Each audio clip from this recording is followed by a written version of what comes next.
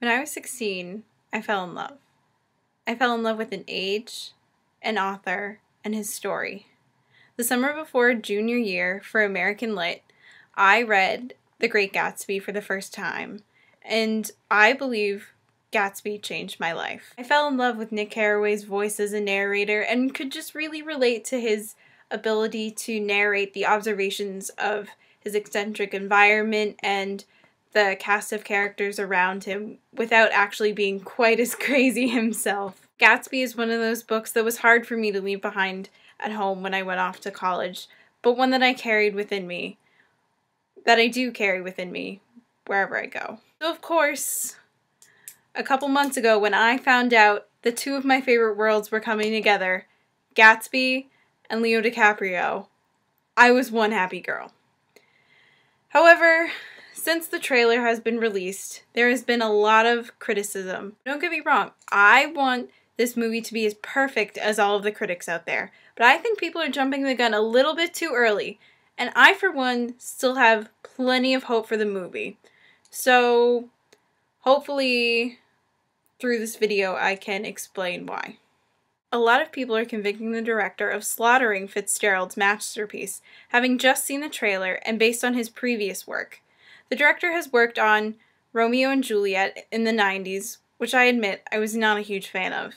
However, he also worked on Moulin Rouge, and while I have not seen the entire film, I am a fan. This energy that he brings in this style of work could be very interesting, particularly with scenes with Gatsby, because while Gatsby was very much stuck in the past, he was very interested in pleasure-seeking and in appearances, and from what I've seen, Moulin Rouge does that in parts. Like I said, I haven't seen the whole thing.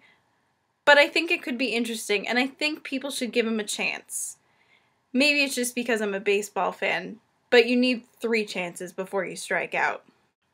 Another thing I've heard quite a bit of criticism on is the music choice, which I will admit threw me off at first. While Great Gatsby is still set in the 1920s, the trailer features music that is remarkably modern, including a song by one rapper. I want to say Jay-Z or Akon, but I don't actually know any other rapper names, so... However, I think people are also jumping the gun with their judgment of the music selection also, because if viewers are going in and the director wants them to be wowed by Gatsby's parties and the outlandishness and magnificence of the setting and those parties and their way of living, then they're going to have to bump things up and dramatize things in a way that is not realistic of the 1920s.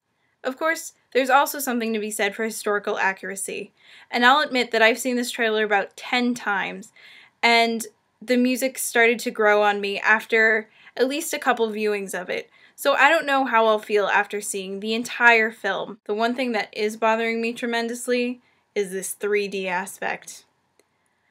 I am just not a fan of 3D. I am the last person on the planet who has not seen Avatar because really, I have no interest. I did my due and saw Harry Potter 7 Part 2 in 3D. Did nothing for me. So I am a little worried about what exactly this 3D aspect is going to bring, but only time will tell.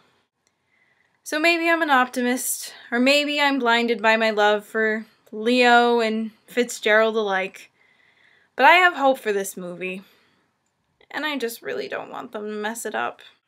But Emily, I'll see you on Wednesday.